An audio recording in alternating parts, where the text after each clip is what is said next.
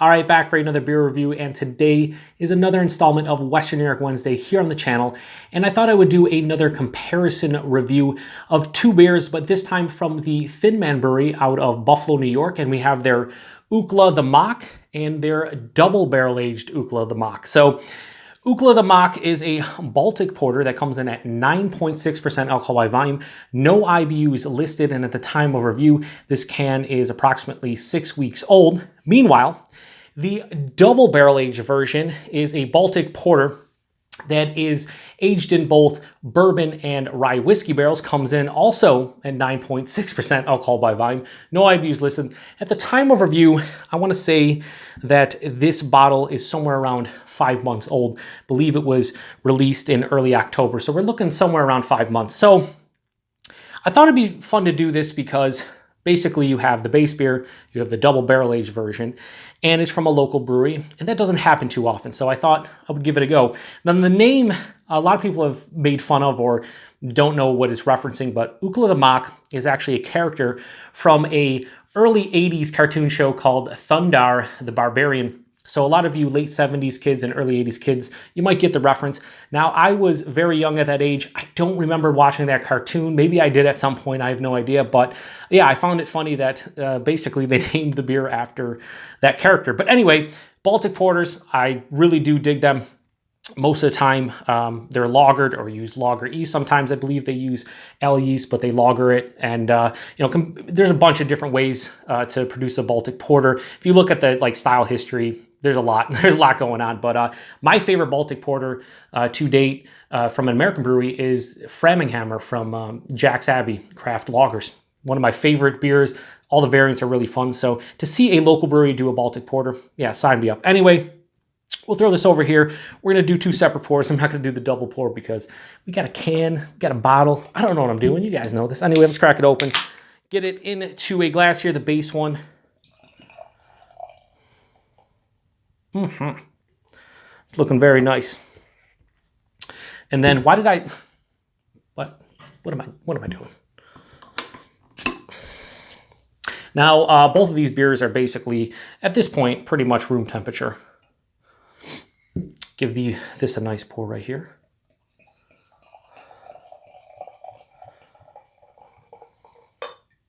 Got about the same, right? Yeah, it's close, a little bit more here. Oh, yeah. Anyway, can't spill any. So, these beers are looking very similar. Yeah, they're basically a very deep dark brown with some ruby red hints. When I was pouring it, definitely a dark brown, not a straight on, opaque black. Let me turn around so I can get the logos out of the way here of these glasses. Yeah, so very deep dark brown. Both of them have a thin film of this light tan head. They play the role of a Baltic Porter, though, in my opinion. Anyway, let's get a nose on the base.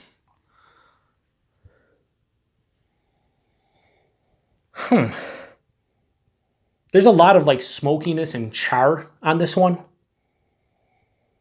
lot of deep, dark, 70-80% cacao bar chocolate notes as well.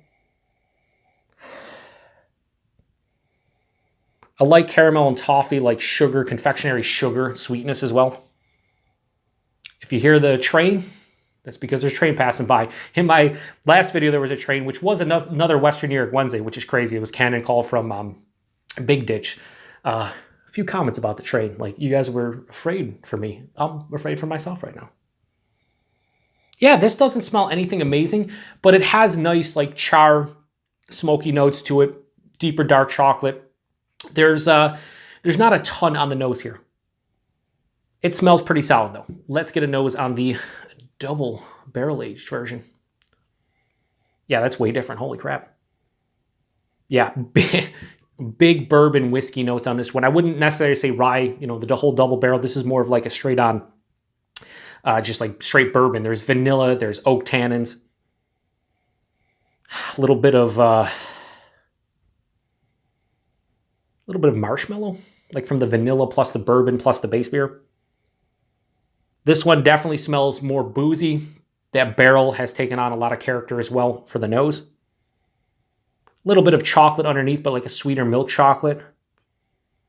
Yeah, I would say between the noses of these beers, This one smells more complex, sweeter, more things going on. This one has kind of a dulled sense to the nose, but neither of them smell bad or anything. My preference in the nose is the double barrel version, which probably doesn't surprise you. Anyway, let's get into the base one. Cheers.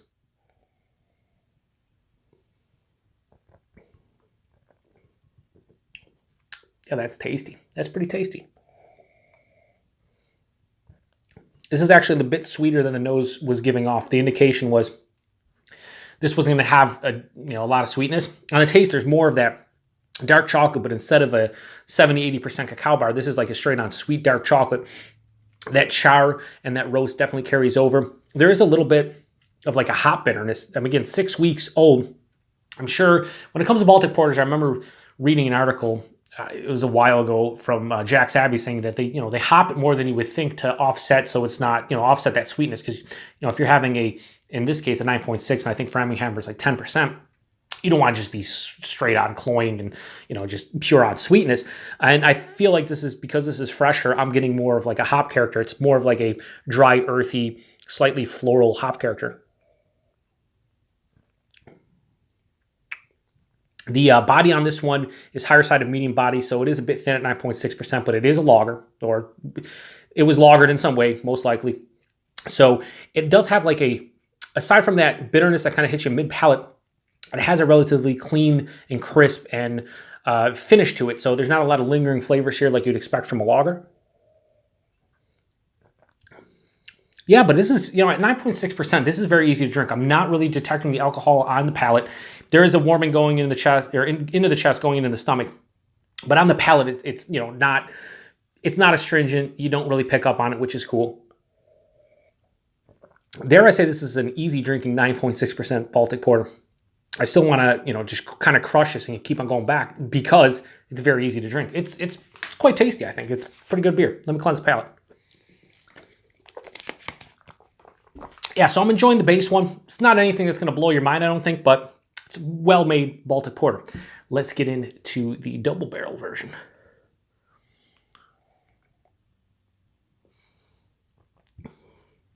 That's fucking delicious. Holy shit. All right, so I saw a fellow beer tuber and a friend of mine, Brian, over at Buffalo Beer Reviews.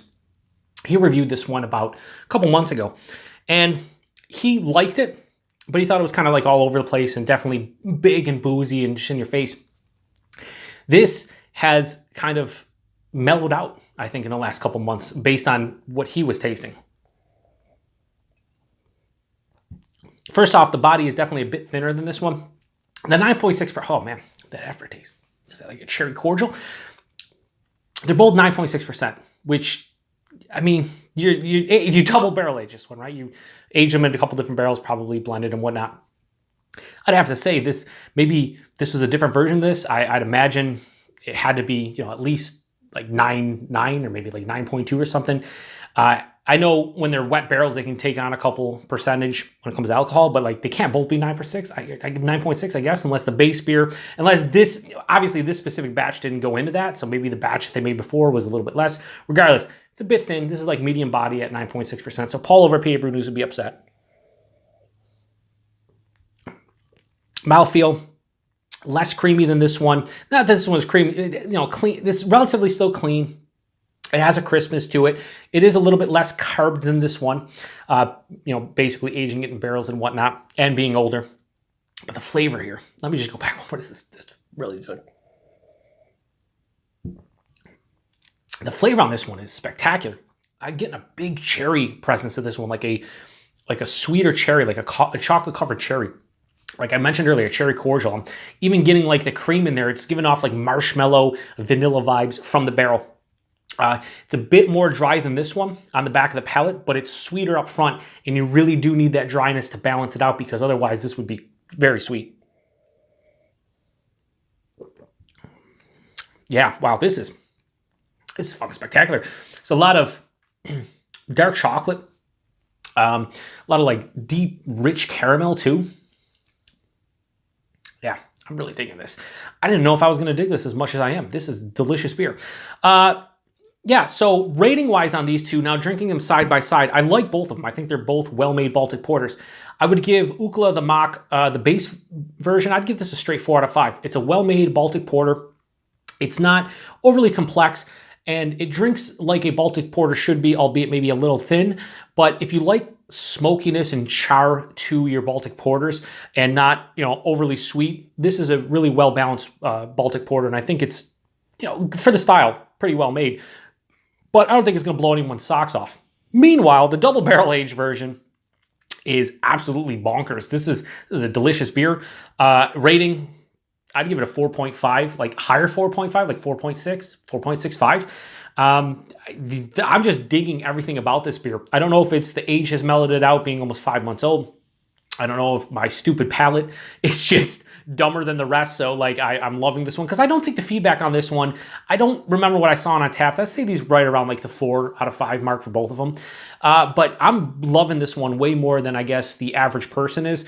And I just think this is an absolutely delicious beer. If you have a bottle of this and you haven't drank it yet, open it up soon because I think this is developing into something that's really complex, enjoyable. It is definitely a bit sweeter, although that dryness on the back end balances out. And you really can't tell with either of these the alcohol content. This one I think is a little bit more boozy because of the barrel, but at the same time, like there's no astringency on the palate or whatever. I just feel it in the chest and in the stomach. So these are both really good beers, but the double barrel aged version wins for me. Now, we're going to do the cuvee. I'm sorry, cuvee? Yes, we are. Here we go. I think they're about the same, right? Yeah, let's just do it. I always recommend doing a cuvee because why not? Anyway, let's get a nose. Doesn't smell great. Yeah, actually, you know what? Take that back. Starting to smell a little bit better. You're getting some of the char and the smoke from this one, but it's mixing in with that barrel. So you're getting like vanilla marshmallow into a char and a smoke. The chocolate and the caramel and like the dark fruits and that cherry cordial is getting lost a bit, but it doesn't smell bad. Anyway, cheers.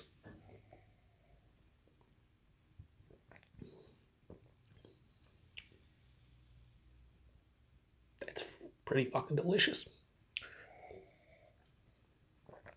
Wow. That is absolutely delicious. You're getting the best of both worlds. You're getting the double barrel. Be honest with you, I didn't really get a lot of the rye whiskey. There was, no rye character. It's just more just a generic bourbon, right? But you're getting that vanilla marshmallow. I didn't mention really the oak tannins because they really weren't prevalent, but I'm getting like a little bit of an oak tannin on the back. But you get the smoke and the char. It's almost like you have now a smoky charred barrel in addition to the vanilla, in addition to the bourbon itself. And it's pretty delicious, actually. I think I like this slightly better by itself, but I'd give this like a 4.5 out of 5. This is a really good cuvee. Yeah, wow. Anyway, I don't want to make this go any longer than it needs to be. Let me just say that both of these beers are pretty good. You're more likely to find the base beer on the shelves in Western New York as we speak.